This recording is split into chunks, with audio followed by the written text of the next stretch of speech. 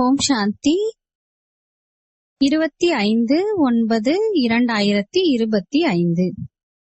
இனிமையான குழந்தைகளே, இந்த நாடகத்தின் விளையாட்டு மிக சரியாக நடந்து கொண்டிருக்கிறது. யாருடைய எந்த பாகம் எந்த சமயம் நடக்க வேண்டுமோ அது மீண்டும் திரும்ப நடந்து கொண்டிருக்கிறது. இந்த விஷயத்தை சரியான முறையில் புரிந்து கொள்ள வேண்டும். கேள்வி: குழந்தைகளாகிய உங்களுடைய பிரபாவம் எப்பொழுது வெளிப்படும்? இதுவரை எந்த ஒரு சக்தியின் குறைவு உள்ளது? பதில்: யோகத்தில் வலுவான நிலை ஏற்பட்டு விடும் பொழுது உங்களுடைய செல்வாக்கு வெளிப்படும். இப்பொழுது அந்த கூர்மை இல்லை. நினைவின் மூலம்தான் சக்தி கிடைக்கிறது. ஞானம் என்ற வாளிலே நினைவின் கூர்மை வேண்டும். அது இதுவரையும் குறைவாக உள்ளது. தன்னைத்தான் ஆத்மா என்று உணர்ந்து தந்தையை நினைவு செய்து கொண்டே இருந்தீர்கள் என்றால் படகு கரையேறிவிடும். இது ஒரு நொடியினுடைய விஷயமாகும். ஓம் சாந்தி. ஆன்மீக குழந்தைகளுக்கு ஆன்மீக தந்தை வந்து புரிய வைக்கிறார். ஆன்மீக தந்தை என்று ஒருவருக்கு தான் கூறப்படுகிறது. மற்ற எல்லோருமே ஆத்மாக்கள். அவரே பரமாத்மா என அழைக்கப்படுகிறார். நான் கூட ஆத்மாதான் என்று தந்தை கூறுகிறார். ஆனால் நான் பரம் ஆத்மா, சுப்ரீம் ஆவேன். நான் தான் பதீத பாவனர், ஞானக்கடல். நான் குழந்தைகளை உலகத்திற்கு அதிபதியாக ஆக்குவதற்காகத்தான் பாரதத்தில் வருகிறேன் என்று தந்தை கூறுகிறார். நீங்கள் தான் அதிபதியாக இருந்தீர்கள் அல்லவா? இப்பொழுது நினைவிற்கு வந்துள்ளது. குழந்தைகளுக்கு நினைவூட்டுகிறார். நீங்கள் முதலில் சத்யுகத்தில் வந்தீர்கள். பிறகு பாகத்தை நடித்து 84 பிறவிகளை அனுபவித்து இப்போது கடைசியில் வந்துவிட்டுள்ளீர்கள். நீங்கள் உங்களை ஆத்மா என உணருங்கள். ஆத்மா அழிவற்றது, ஷரீரம் அழியக்கூடியதாகும். ஆத்மாதான் தேகத்தில் இருந்து ஆத்மாக்களுடன் பேசுகிறது. ஆத்ம உணர்வுடையவராக இருப்பதில்லை என்றால் நிச்சயம் தேக அபிமானம் உள்ளது. நான் ஆத்மா என்பதை எல்லோரும் மறந்துவிட்டுள்ளார்கள். பாவ ஆத்மா, புண்ணிய ஆத்மா, மகான் ஆத்மா என்று கூறவும் செய்கிறார்கள். அவர்கள் பரமாத்மாவாக ஆக முடியாது. யாருமே தங்களை சிவன் என்று கூற முடியாது. ஷரீரங்களுக்கு சிவன் என்ற பெயர் நிறைய பேருக்கு உள்ளது.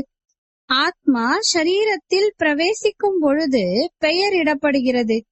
ஏனெனில் சரீரத்தினால்தான் பாகம் ஏற்று நடிக்க வேண்டி உள்ளது. எனவே மனிதர்கள் பிறகு சரீர உணர்வில் வந்து விடுகிறார்கள். நான் இன்னார். இப்பொழுது ஆம், நான் ஆத்மா 84 பிறவிகளின் பாகம் நடித்தேன் என்று புரிந்துள்ளார்கள். இப்போது நான் ஆத்மா என்று தெரிந்து கொண்டேன். ஆத்மா நான் தான் சத்தோ பிரதானமாக இருந்தேன். பிறகு இப்பொழுது தமோ பிரதானமாக ஆகியுள்ளேன். அனைத்து ஆத்மாக்கள் மீதும் துரு ஏறிவிடும் பொழுதுதான் தந்தை வருகிறார். எப்படி தங்கத்தில் கலப்படம் ஆகிறது அல்லவா? அதுபோல நீங்கள் முதலில் உண்மையான தங்கமாக இருந்தீர்கள். பிறகு வெள்ளி, செம்பு மற்றும் இரும்பு ஆகியவை படிந்து இப்பொழுது முற்றிலும் கருப்பாக ஆகிவிட்டீர்கள். இந்த விஷயத்தை வேறு யாருமே புரிய வைக்க முடியாது. ஆத்மாவில் எதுவுமே ஒட்டாது என்று எல்லோருமே கூறிவிடுகிறார்கள். துரு எப்படி படுகிறது என்பதையும் தந்தை குழந்தைகளுக்கு புரிய வைத்துள்ளார். நான் வருவதே பாரதத்தில்தான் என்று தந்தை கூறுகிறார். முற்றிலுமே தமோ பிரதானமாக ஆகிவிடும் பொழுது நான் வருகிறேன். மிகவுமே சரியான நேரத்தில் வருகிறார். எப்படி டிராமாவில் மிக சரியாக விளையாட்டு நடக்கிறது அல்லவா? எந்த பாகம் எந்த சமயம் நடக்க வேண்டி இருக்கிறதோ அந்த நேரத்தில் மீண்டும் நடைபெறும். அதில் சிறிதளவு கூட வித்தியாசம் ஏற்பட முடியாது. அது எல்லைக்குட்பட்ட நாடகமாகும். இது எல்லையில்லாத நாடகமாகும். இவை அனைத்தும் மிக நுணுக்கமாக புரிந்து கொள்ள வேண்டிய விஷயங்கள் ஆகும். நீங்கள் எந்த பாகத்தை நடித்தீர்களோ அது நாடகப்படி நடித்தீர்கள் என்று தந்தை கூறுகிறார். எந்த ஒரு மனிதரும் படைப்பவர் மற்றும் படைப்பினுடைய முதல் இடை கடையை பற்றி அறியாமல் இருக்கிறார்கள். ரிஷி முனிவர்கள் கூட எங்களுக்கு தெரியாது என்றே கூறி சென்றுள்ளார்கள். இப்பொழுது யாராவது உங்களிடம் படைப்பவர் மற்றும் படைப்பின் முதல் இடைக்கடையை அறிந்துள்ளீர்களா என்று கேட்டால் நீங்கள் உடனே ஆம் என்று கூறுவீர்கள். அதை கூட நீங்கள் இப்பொழுது மட்டும்தான் அறிந்திருக்க முடியும், பிறகு எப்பொழுதும் கிடையாது. நீங்கள் தான் படைப்பவராகிய என்னையும் படைப்பினுடைய முதல் இடைக்கடையையும் அறிந்துள்ளீர்கள். நல்லது, இந்த லக்ஷ்மி நாராயணனின் ராஜ்யம் எப்பொழுது வரும் என்பதை அவர்கள் அறிந்திருப்பார்களா? இல்லை, இவர்களிடம் எந்த ஞானமும் இல்லை. இதுவோ அதிசயமாகும். எங்களிடம் ஞானம் உள்ளது என்று நீங்கள் கூறுகிறீர்கள். இதுவும் நீங்கள் புரிந்துள்ளீர்கள். தந்தையினுடைய பாகமே ஒரே ஒரு முறைதான். உங்களுடைய லட்சியம் நோக்கமே இந்த லக்ஷ்மி நாராயணர் ஆக வேண்டும் என்பதாகும். அதுபோல ஆகிவிட்டீர்கள் என்றால் பிறகு படிப்பின் அவசியமே இருக்காது. வழக்கறிஞர் ஆகிவிட்டார் என்றால் ஆகிவிட்டார், அவ்வளவுதான். கற்பிக்க கூடிய தந்தையை நினைவு செய்ய வேண்டும்.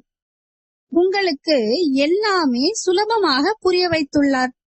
முதலில் உங்களை ஆத்மா என்று உணருங்கள் என்று பாபா திரும்ப திரும்ப உங்களுக்கு கூறுகிறார். நான் பாபாவினுடையவன் ஆவேன். முதலில் நீங்கள் நாஸ்திகராக இருந்தீர்கள், இப்பொழுது ஆஸ்திகராக ஆகியுள்ளீர்கள். இந்த லக்ஷ்மி நாராயணர் கூட ஆஸ்திகராக ஆகித்தான் நீங்கள் இப்பொழுது எடுத்துக்கொண்டிருப்பது போல இந்த ஆஸ்தியை எடுத்திருந்தார்கள். இப்பொழுது நீங்கள் ஆஸ்திகராக ஆகிக் கொண்டிருக்கிறீர்கள். ஆஸ்திகர் நாஸ்திகர் இந்த வார்த்தை இந்த சமயத்தினுடையதாகும். அங்கு இந்த வார்த்தைகளே இல்லை. கேட்க வேண்டிய விஷயமே இருக்காது. இங்கு கேள்வி எழுகிறது. அதனால்தான் படைப்பவர் மற்றும் படைப்பினை அறிந்துள்ளீர்களா என்று கேட்கிறோம். அப்பொழுது இல்லை என்று கூறிவிடுகிறார்கள். தந்தைதான் வந்து தனது அறிமுகத்தை அளிக்கிறார். மேலும் படைப்பினுடைய முதல் இடைக்கடை பற்றிய ரகசியத்தையும் புரிய வைக்கிறார். தந்தை எல்லையில்லாத எஜமானன், படைப்பவர் ஆவார். மற்ற தர்ம ஸ்தாபகர்கள் கூட இங்கு அவசியம் வருகிறார்கள் என்பது குழந்தைகளாகிய உங்களுக்கு புரிய வைக்கப்பட்டுள்ளது. இப்ராஹிம், கிறிஸ்து ஆகியோர் எப்படி வருகிறார்கள் என்பது உங்களுக்கு சாட்சாத்காரம் செய்விக்கப்பட்டிருந்தது. அவர்களோ பின்னால் நிறைய வார்த்தைகள் மூலம், அதாவது பாபாவின் செய்தி மூலம் ஒளி வெளிவரும் பொழுதுதான் வருவார்கள். குழந்தைகளே, தேகத்துடன் சேர்த்து தேகத்தின் அனைத்து தர்மங்களையும் தியாகம் செய்து என்னை நினைவு செய்யுங்கள் என்று தந்தை கூறுகிறார். இப்பொழுது நீங்கள் எதிரே அமர்ந்துள்ளீர்கள். தன்னை தேகம் என்று நினைக்க கூடாது. நான் ஆத்மா ஆவேன். தன்னை ஆத்மா என்று உணர்ந்து தந்தையை நினைவு செய்து கொண்டே இருந்தீர்கள் என்றால் படகு கரையேறிவிடும். ஒரு நொடியின் விஷயமாகும். முக்தியில் செல்வதற்காக அரை கல்பம் பக்தி செய்கிறார்கள். ஆனால் எந்த ஒரு ஆத்மாவும் திரும்பி செல்ல முடியாது. 5000 வருடங்களுக்கு முன்பேயும் தந்தை இதை புரிய வைத்திருந்தார். இப்பொழுதும் புரிய வைக்கிறார். ஸ்ரீ கிருஷ்ணர் இந்த விஷயங்களை புரிய வைக்க முடியாது. அவரை தந்தை என்றும் கூற மாட்டார்கள். தந்தை லௌகிக்கமானவர், அலௌகிக்கமானவர் மற்றும் பரலௌகிக்கமானவர். எல்லைக்குட்பட்ட தந்தை லௌகிக்கமானவர். எல்லையில்லாத தந்தை பரலௌகிக்க தந்தை, ஆத்மாக்களின் தந்தை ஆவார். மேலும் இந்த பிரம்மா சங்கம யுகத்தின் அதிசயமான தந்தை ஆவார். இவருக்கு அலௌகிக்கமானவர் என்று கூறப்படுகிறது. பிரஜாபிதா பிரம்மாவை யாரும் நினைவே செய்வதில்லை. அவர் நம்முடைய கிரேட் கிரேட் கிராண்ட்ஃபாதர் ஆவார். இது புத்தியில் வருவதில்லை. ஆதி தேவன் ஆதாம் என்றும் கூறவும் செய்கிறார்கள். ஆனால் பெயர் அளவில் மட்டுமே. கோவில்களில் கூட ஆதி தேவனின் சிலை உள்ளது அல்லவா? நீங்கள் அங்கு சென்றீர்கள் என்றால் இதுவோ நம்முடைய நினைவார்த்தம் ஆகும் என்று புரிந்திருப்பீர்கள். பாபாவும் வந்துள்ளார், நாமும் வந்துள்ளோம். இங்கு தந்தை சைத்தன்யமாக வந்துள்ளார். அங்கு ஜட சித்திரங்கள் வைக்கப்பட்டுள்ளன. மேலே சொர்க்கம் கூட சரியாக உள்ளது. யாரெல்லாம் கோவிலை பார்த்திருக்கிறார்களோ அவர்கள் பாபா நமக்கு இப்பொழுது சைத்தன்யமாக ராஜயோகம் கற்பித்துக் கொண்டிருக்கிறார் என்பதை அறிந்துள்ளார்கள். பிறகு பின்னால் கோவில் கட்டுகிறார்கள். இவை எல்லாமே நம்முடைய நினைவார்த்தங்கள் ஆகும் என்பது நினைவிற்கு வர வேண்டும். இந்த லட்சுமி நாராயணராக இப்பொழுது நாம் ஆகிக் கொண்டிருக்கிறோம். அவ்வாறு இருந்தோம், பிறகு கீழே இறங்கியபடி வந்துள்ளோம். இப்பொழுது மீண்டும் நாம் வீட்டிற்கு சென்று ராமராஜ்யத்தில் வருவோம். பின்னால் ராவண ராஜ்யமாக ஆகிறது. பிறகு நாம் வாம மார்க்கத்தில் சென்று விடுகிறோம். தந்தை எவ்வளவு நல்ல முறையில் புரிய வைக்கிறார். இச்சமயத்தில் எல்லா மனிதர்களும் பதீதமாக இருக்கிறார்கள். எனவே ஹே பதீத பாவனரே, வந்து எங்களை பாவனமாக ஆக்குங்கள் என்று கூப்பிடுகிறார்கள். துக்கத்தை நீக்கி சுகத்தின் வழியை கூறுங்கள். பகவான் அவசியம் ஏதோ ஒரு ரூபத்தில் வந்து விடுவார் என்று கூறவும் செய்கிறார்கள். இப்பொழுது நாய், பூனை, கல் மற்றும் மண் ஆகியவற்றிலோ வரமாட்டார். பாக்யசாலி ரதத்தில் வருகிறார் என்று பாடப்பட்டுள்ளது. நான் இந்த சாதாரண ரதத்தில் பிரவேசிக்கிறேன் என்று சுயம் தந்தை கூறுகிறார். இவர் தன்னுடைய பிறவிகளை அறியாமல் இருந்தார். நீங்கள் இப்பொழுது அறிந்துள்ளீர்கள். இவருடைய அநேக பிறவிகளின் கடைசியில் வானப்பிரஸ்த நிலையாகும் பொழுது நான் பிரவேசம் செய்கிறேன். பக்தி மார்க்கத்தில் பாண்டவர்களின் மிக பெரிய பெரிய சித்திரங்களை அமைத்துள்ளார்கள். ரங்கூனில் புத்தருடையது மிக பெரிய சித்திரம் உள்ளது. இவ்வளவு பெரிய மனிதர் இருப்பாரா என்ன? குழந்தைகளுக்கோ இப்பொழுது சிரிப்பு வரக்கூடும். ராவணனுடைய சித்திரம் எப்படி அமைத்துள்ளார்கள்? நாளுக்கு நாள் பெரியதாக ஆக்கிக் கொண்டே போகிறார்கள். இது என்ன பொருளாகும்? ஒவ்வொரு வருடமும் அதை எரிக்கிறார்கள். இது போல யாராவது எதிரி இருப்பார்களா?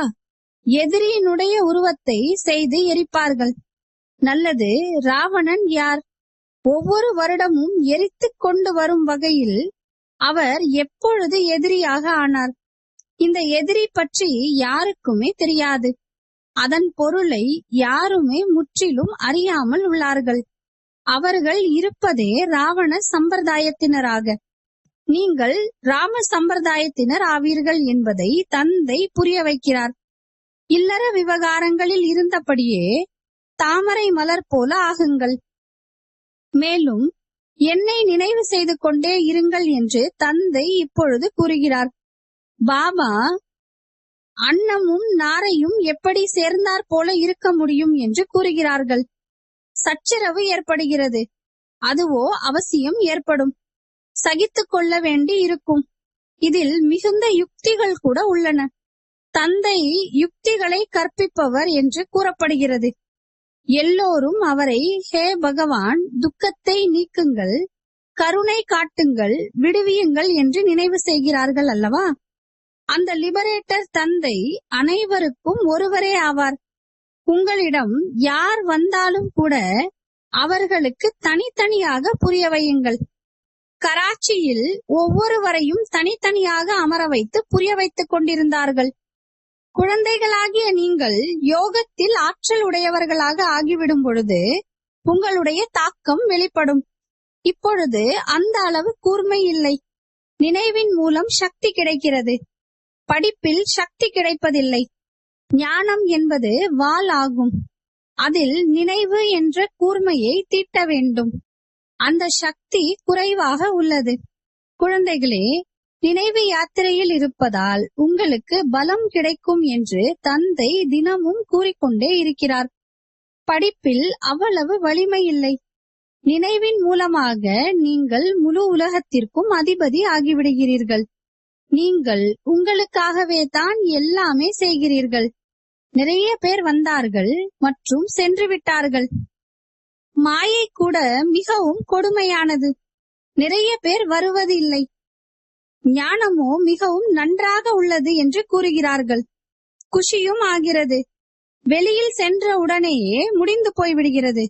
சிறிதளவு கூட நிலைக்க விடுவதில்லை. ஒரு சிலருக்கோ மிகுந்த குஷி ஏற்படுகிறது. ஓஹோ, இப்பொழுது பாபா வந்துள்ளார், நாம் சுகதாமம் சென்று விடுவோம்.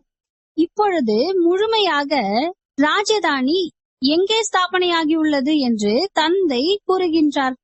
நீங்கள் இச்சமயத்தில் ஈஸ்வரிய குழந்தைகள் ஆவீர்கள். பிறகு தேவதைகளாக ஆவீர்கள். தரம் குறைந்து விட்டது அல்லவா? அளவை கருவியில் புள்ளிகள் இருக்கும். இத்தனை புள்ளிகள் குறைந்து விட்டது. நீங்கள் இப்பொழுது ஒரேடியாக உயர்ந்தவர் ஆகிறீர்கள். பிறகு குறைந்து குறைந்து கீழே வந்து விடுகிறீர்கள். படியில் கீழே இறங்க வேண்டியே உள்ளது. இப்பொழுது உங்களுடைய புத்தியில் ஏணிப்படியின் ஞானம் உள்ளது. நமக்கு ஏறும் கலை ஆகும் பொழுது அனைவருக்கும் நன்மை ஏற்படுகிறது. பிறகு மெல்ல மெல்ல இறங்கும் கலை உண்டாகிறது.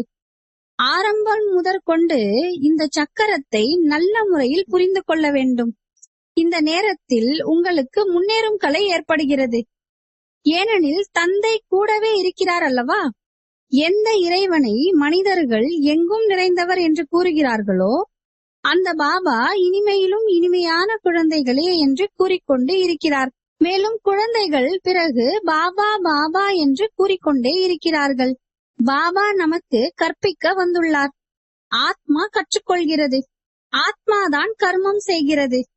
நான் ஆத்மா சாந்த சொரூபமானவன் ஆவேன். இந்த சரீரத்தின் மூலமாக கர்மம் செய்கிறேன். துக்கம் ஏற்படும் பொழுதுதான் அசாந்தி என்ற வார்த்தை கூறப்படுகிறது. மற்றபடி அமைதியோ நமது சுய தர்மம் ஆகும். நிறைய பேர் மன அமைதி வேண்டும் என்கிறார்கள். அட, ஆத்மாவோ சுயம் அமைதி சொரூபமாகும். அதனுடைய வீடே சாந்தி தாமமாகும். நீங்கள் உங்களை மறந்துவிட்டுள்ளீர்கள். நீங்களோ சாந்தி தாமத்தில் இருப்பவர்கள். சாந்தி அங்குதான் கிடைக்கும். தற்காலத்தில் ஒரு குலம், ஒரு தர்மம் மற்றும் ஒரு மொழி வேண்டும் என்கிறார்கள். இப்பொழுது அரசாங்கம் கூட ஒரே கடவுள் என்று மட்டும் எழுதுகிறது. பிறகு ஏன் சர்வ வியாபி என்று கூறுகிறார்கள்? ஒரே கடவுள் என்பதை யாரும் ஏற்பதே இல்லை. எனவே இப்பொழுது நீங்கள் மீண்டும் எழுத வேண்டும். லக்ஷ்மி நாராயணரின் சித்திரத்தை அமைக்கிறார்கள். அதில் மேலே எழுதுங்கள், சத்தியுகத்தில் இவர்களுடைய ராஜ்யம் இருக்கும் பொழுது ஒரு தேவதா தர்மம் இருந்தது. ஆனால் மனிதர்கள் எதுவுமே புரிந்து கொள்வதில்லை, கவனம் கொடுப்பதில்லை. யார் நமது பிராமண குலத்தினராக இருப்பாரோ அவருடைய கவனம் செல்லும். வேறு யாருமே புரிந்து கொள்ள மாட்டார்கள். எனவே தனித்தனியாக அமர்த்துங்கள், பின் புரிய வையுங்கள் என்று பாபா கூறுகிறார். படிவத்தை பூர்த்தி செய்வீங்கள், அப்பொழுது தெரிய வரும். ஏனென்றால் ஒருவர் யாரோ ஒருவரை பின்பற்றுபவராக இருப்பார், இன்னொருவர் மற்றொருவரை ஏற்றுக்கொள்பவராக இருப்பார். பின் எல்லோருக்கும் எப்படி ஒன்றாக புரிய வைப்பது? அவரவர்கள் விஷயத்தை கூற முற்பட்டு விடுவார்கள். முதலில் எங்கு வந்திருக்கிறீர்கள் என்று கேட்க வேண்டும். BK என்ற பெயரை கேட்டிருக்கிறீர்களா? பிரஜாபிதா பிரம்மாவுடன் உங்களுக்கு என்ன சம்பந்தம் இருக்கிறது? எப்பொழுதாவது பெயரை கேள்விப்பட்டு இருக்கிறீர்களா? நீங்கள் பிரஜாபிதா பிரம்மாவின் குழந்தைகளாக இல்லை. நாங்களோ நடைமுறையில் இருக்கிறோம், அவருடைய குழந்தைகளாக இருக்கிறோம். நீங்களும் கூட பிரஜாபிதா பிரம்மாவின் குழந்தைகள்தான். ஆனால் புரியாமல் இருக்கிறீர்கள். புரிய வைப்பதற்கு மிகுந்த யுக்தி வேண்டும். நல்லது. இனிமையிலும் இனிமையான காணாமல் போய் கண்டெடுக்கப்பட்ட செல்லமான குழந்தைகளுக்கு தாயும் தந்தையுமான பாப் தாதாவின் அன்பு நினைவுகள் மற்றும் காலை வணக்கம். ஆன்மீக குழந்தைகளுக்கு ஆன்மீக தந்தையின் நமஸ்காரம். ஆன்மீக தந்தைக்கு ஆன்மீக குழந்தைகளின் அன்பு நினைவுகள் மற்றும் நமஸ்காரம். தாரணைக்கான முக்கிய சாரம். கோவில்கள் ஆகியவற்றை பார்க்கும் பொழுது இவை அனைத்தும் நம்முடைய நினைவார்த்தம் என்பது நினைவில் இருக்க வேண்டும். இப்பொழுது நாம் இது போல லக்ஷ்மி நாராயணராக ஆகிக் கொண்டிருக்கிறோம். இல்லற விவகாரங்களில் இருக்கும் பொழுது தாமரை மலர் போல இருக்க வேண்டும். அன்னமும் கொக்கும் ஒன்றாக இருக்கிறார்கள் என்றால் மிகுந்த யுக்தியுடன் நடக்க வேண்டும், சகித்துக் கொள்ளவும் வேண்டும். வரதானம். ஒற்றுமை மற்றும் திருப்தி என்ற சான்றிதழ்கள் மூலம் சேவைகளில் எப்பொழுதும் வெற்றி பெறுபவராக ஆகுங்கள். சேவைகளில் வெற்றி சொரூபமாக ஆக 2 விஷயங்களை கவனத்தில் கொள்ள வேண்டும். ஒன்று, சமஸ்காரங்களை இணைக்கும் ஒற்றுமை. மற்றொன்று, நீங்களும் எப்பொழுதும் திருப்தியாக இருங்கள், மற்றவர்களையும் திருப்திப்படுத்துங்கள். எப்போதும் ஒருவருக்கொருவர் அன்புடனும் உயர்ந்த மனப்பான்மையுடனும் தொடர்பில் வந்தால் இந்த 2 சான்றிதழ்களும் கிடைத்துவிடும். அதாவது ஒற்றுமை மற்றும் திருப்தி என்ற சான்றிதழ் கிடைத்துவிடும். அப்போது உங்களுடைய நடைமுறை வாழ்க்கை தந்தையின் முகத்தை வெளிப்படுத்தக்கூடிய கண்ணாடியாக ஆகிவிடும். அந்த கண்ணாடியில் தந்தை எப்படி இருக்கிறாரோ அப்படியே தெரிவார். ஸ்லோகன்: ஆத்ம நிலையில் நிலைத்திருந்து அநேக ஆத்மாக்களுக்கு ஜீவதானம் கொடுத்தால், உயிர் தானம் கொடுத்தால் ஆசீர்வாதங்கள் கிடைக்கும். அவ்யக்த இஷாரா. இப்பொழுது ஈடுபாடு என்னும் அக்னியை மூட்டி யோகத்தை ஜுவாலா ரூபமாக ஆக்குங்கள். நெருப்பில் எந்த பொருளை போட்டாலும் அதன் பெயர், உருவம், குணம் அனைத்தும் மாறிவிடுகின்றது. அதுபோல தந்தையின் நினைவில் ஈடுபாடு என்ற நெருப்பில் விழும்பொழுது நீங்கள் மாறிவிடுகின்றீர்கள். மனிதனிலிருந்து பிராமணராகி பின்னர் பிராமணனிலிருந்து பரிஷ்டா தேவதையாக ஆகிவிடுகிறீர்கள். ஈடுபாடு என்ற நெருப்பினால் தன்னுடையது என்ற உணர்வே இல்லாத அளவிற்கு மாற்றம் ஏற்படுகிறது. அதனால்தான் நினைவை ஜுவாலா ரூபம் என்று கூறப்படுகிறது. ஓம் சாந்தி.